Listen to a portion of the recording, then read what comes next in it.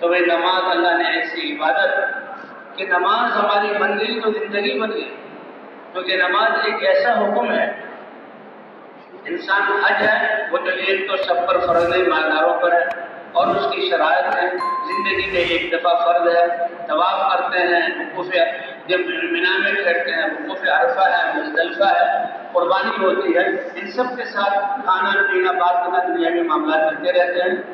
اور یہ تو بہت چند لوگ ہوتے ہیں جو دن پر حج فرض ہے۔ زندگی میں ایک دفعہ زکوٰۃ ہے، اس کا تعلق مال کے ساتھ ہے، وہ بھی مالداروں کے اوپر ہے، اور مال ادا کیا تو زکوٰۃ ادا ہو گئی۔ تو زکوٰۃ ادا کرو، اپنے مال کو پاکیزہ کرو، اور صدقات کے ذریعے اپنے بیماروں کا علاج کیا کرو، اور اترنے والے بلاؤں کا علاج کرو صدقات کے ذریعے۔ اگلا روزہ ہے، تو روزے میں بھی انسان روزہ رکھتا ہے، بھوکا پیاسا رہتا ہے، لیکن تعلیم تجارت کر سکتا ہے، سارے گھریلو کام کر سکتے ہیں، ان چیزوں سے روکا گیا رکنا اور اپنے آپ کو جو ہے گناہوں سے بچانا، تو روزہ۔ لیکن نماز ایک ایسی عبادت ہے، ایک تو 5 دفعہ فرض ہے، فرض تو 50 مرتبہ ہوئی تھی، جو موسیٰ علیہ السلام کا واقعہ ہے، اور موسیٰ علیہ السلام نے تو عرض کیا تھا کہ اور کم کروا لیں، اللہ کے رسول نے کہا اس وقت تو مجھے شرم آتی ہے کہ میری امت 5 نمازیں بھی ادا نہ کر سکے، تو اللہ 5 نمازیں لے کر چلے۔ اللہ کی طرف سے ندا آئی، اے نبی، امت آپ کی نمازیں 5 ادا کرے گی اور ثواب میں 50 نمازوں کا دوں گا۔ نماز ایسا عمل ہے، وضو سے اس کی تیاری شروع ہوتی ہے، اور اذانوں کے ذریعے بلایا جاتا ہے، اللہ اپنے گھر میں بلاتے ہیں، اور 5 دفعہ یہ اللہ کے جیسے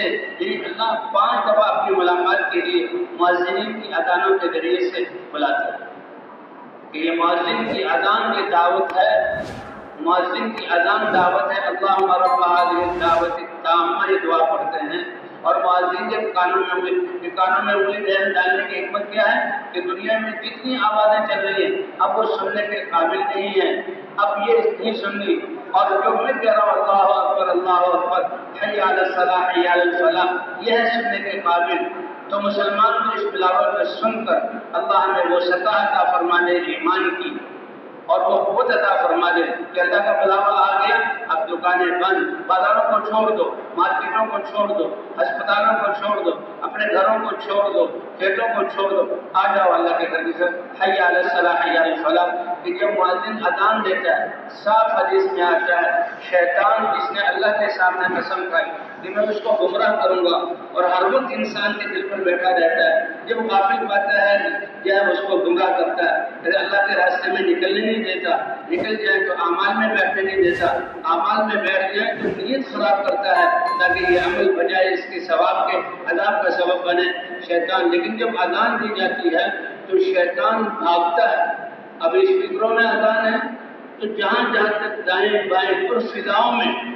جہاں تک اذان کی آواز جاتی ہے، اس دعوت کی وجہ سے وہ شیطان وہاں تک رک نہیں سکتا اور بے جان ہو جاتا ہے وہ، اور جب تک اذان کی آوازیں گونجتی رہتی ہیں وہ اس اذان کی آوازوں کے دائرے میں آ نہیں سکتا۔ علماء فرماتے ہیں اگر تمام مسلمان اس دعوت والے وہ تو صرف نماز کی طرف بلانا ہے، اور نماز کے ذریعے دین کی طرف بلانا، مسلمان دین کی دعوت پر کھڑے ہو جائے تو اللہ شیطان اور باطل والوں کی اس ٹیموں کو فیل کرے۔ تو کیا خیال ہے دعوت والے کام کو کرنا ہے کہ نہیں کرنا؟ اللہ